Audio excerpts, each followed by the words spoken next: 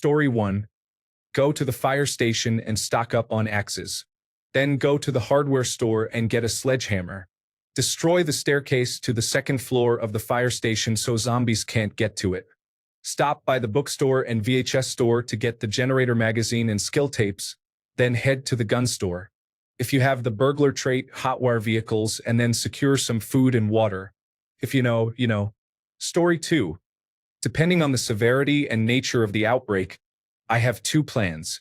The first plan is to immediately go to Costco, which has a fenced loading bay, only one other entrance, and is outside the main city area.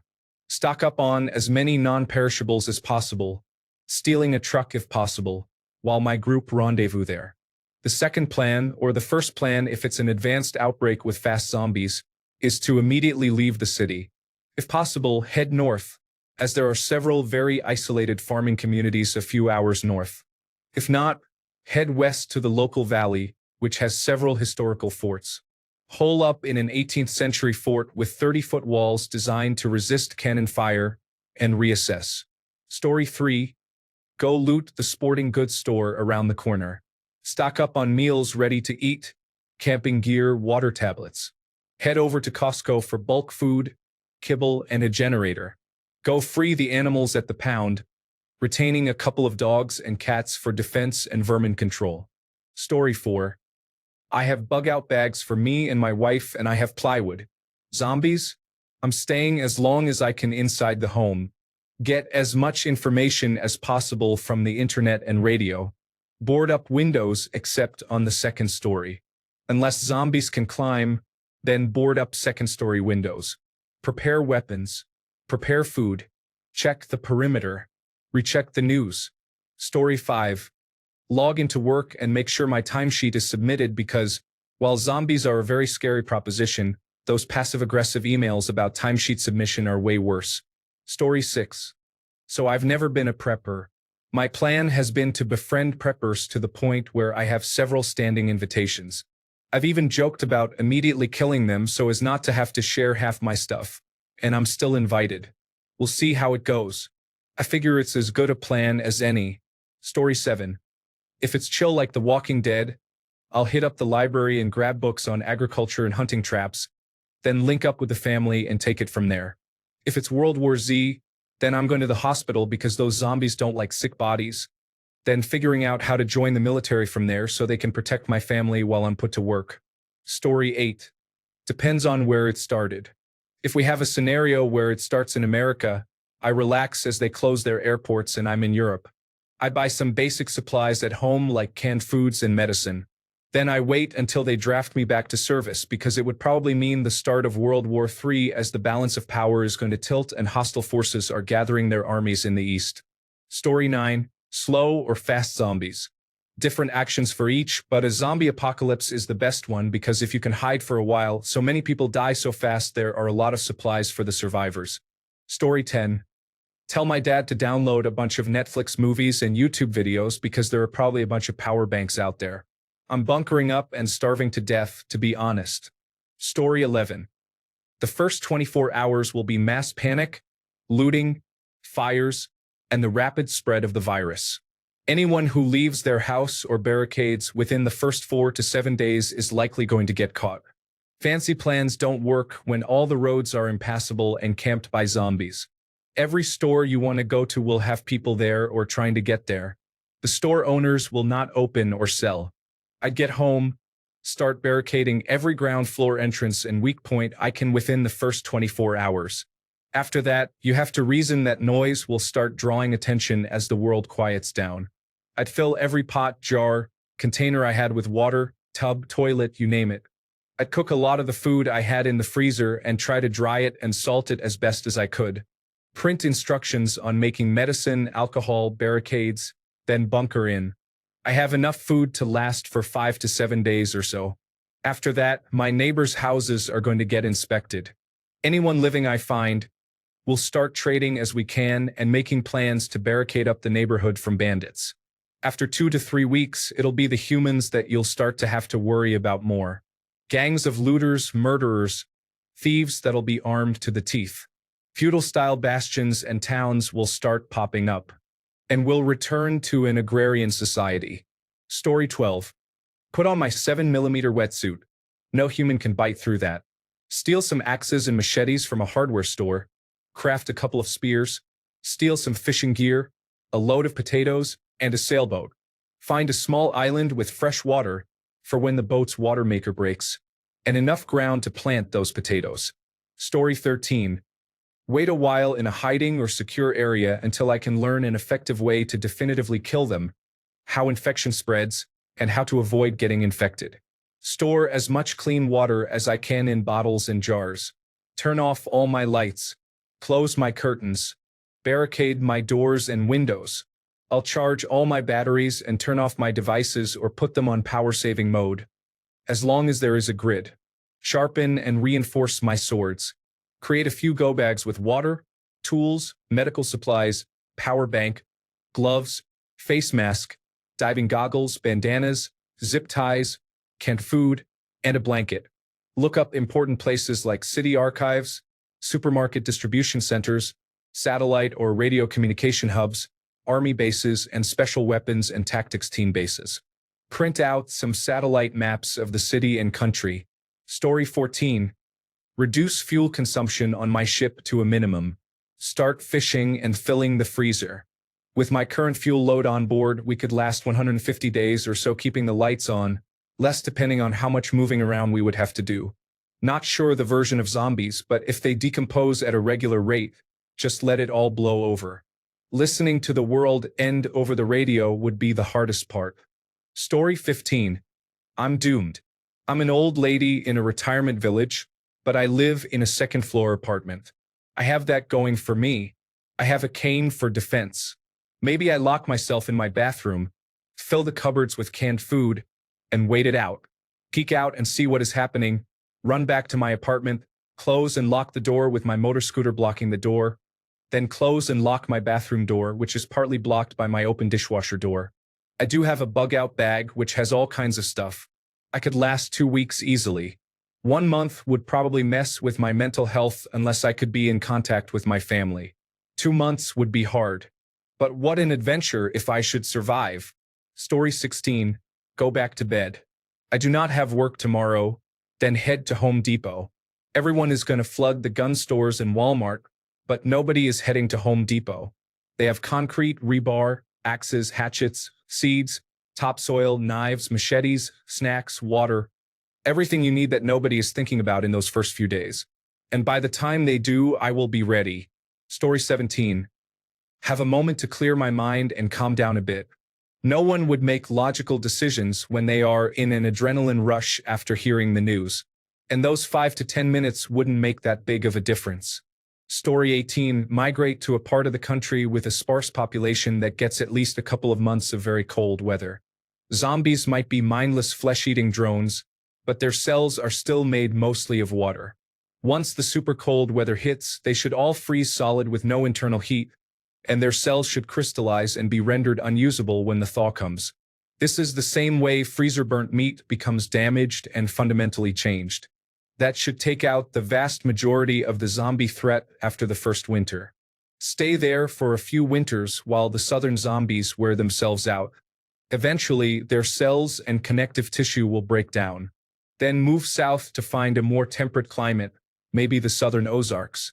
Also, from the start, I would cut the fence line on any farm or livestock enclosure I pass. Those animals you release now will multiply and be easy hunting in the future.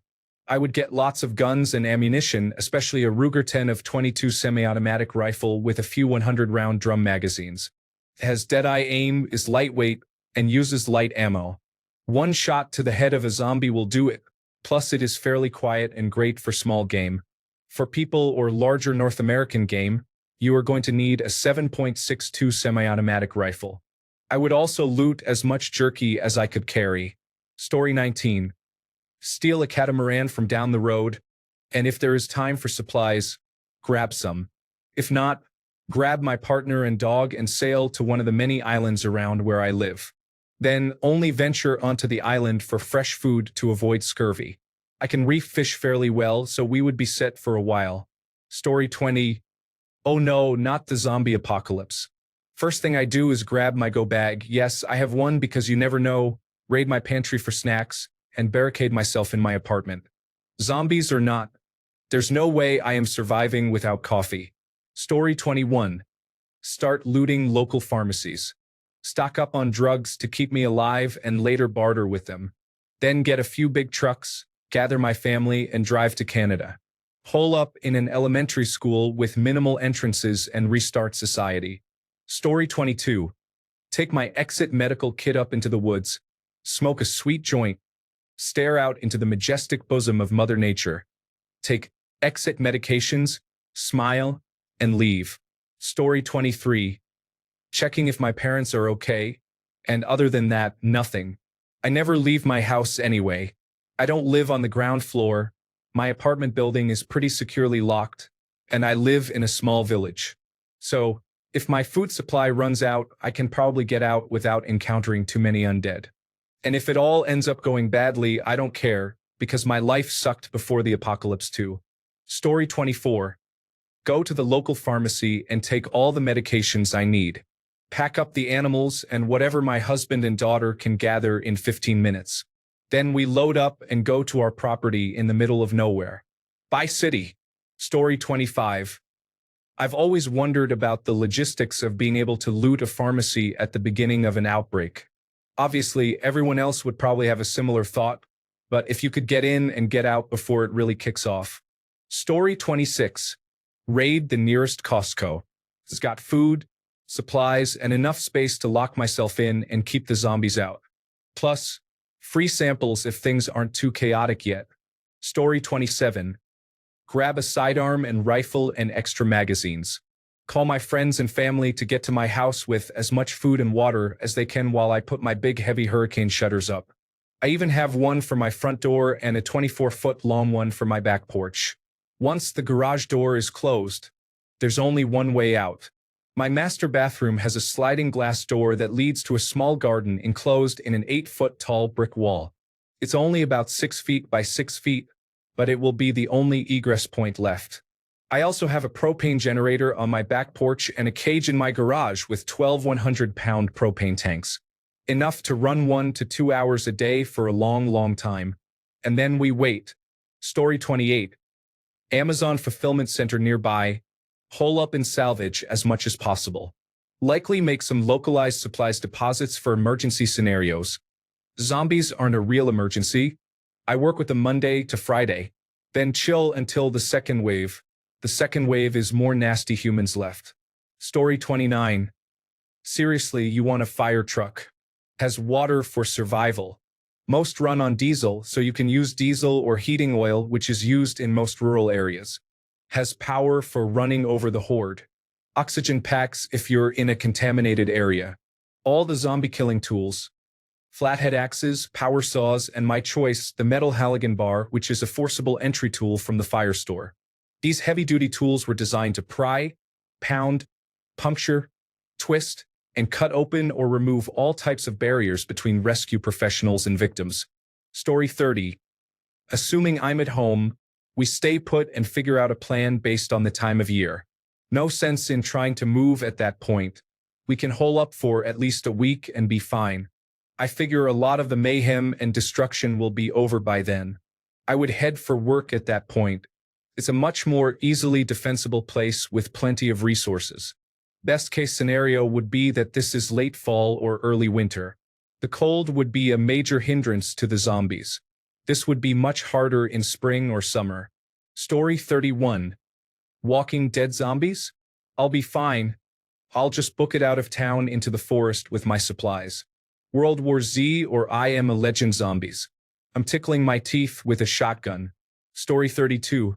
True story, probably going to work. It's close, extremely secure, near limitless power even after grid failure, and badge access to a very limited number of people. Story 33. I have type 1 diabetes and severe mental illnesses. Once I run out of my insulin and medication, I would be dead anyways. I would hunker down with my dogs and husband, spend the rest of my days enjoying what we can while the world and my body collapse. Story 34. Depends on where I am and the severity. It can range from boarding up my home and eating popcorn on my roof, enjoying the show, or shooting myself between the eyes. Story 35. Honestly, I would gather my friends and head to the wilderness after grabbing my guns. Cities are death traps with limited sight lines, lots of blind corners, and sound reflection. If you do have to shoot, you are going to attract far more attention than a single shot in the wilderness would. Story 36. Get on my bike and head for the port. Bribe a fisherman to take me to a populated island away from the city. Find an abandoned house, like today's bed and breakfasts, and live off the sea. Story 37. See if my fat ass can still get in uniform and get to the nearest military post. Find the sapper motor pool, steal a buffalo with the arm and spike. Head for the coast. Story 38. What stage are they? Stage 1. 1980s Romero style? Am I on the way to stage 5 28 days later, fast runners? Are they intelligent? Do they morph like in Resident Evil? All of that matters. Stage 1. Hunker down, maybe evacuate out of town and bug out at a campground for a bit. Wait for it to blow over. Stage 5. Get to the coast and try to get to a rig offshore or an island. Anything in between, commandeer a Costco and lock it down. Story 39. I luckily have a katana and a big knife with knuckles for a handle. I would probably try to make sure my loved ones were safe and band together. It's kind of hard to know until it happens. Everyone thinks they are tough until serious situations start happening. Realistically, I would probably be frozen with fear and get my throat ripped out. I'm 6 feet tall and weigh 185 pounds, so I'm in decent shape, and I've read the zombie survival guide a few times, so maybe I would be okay.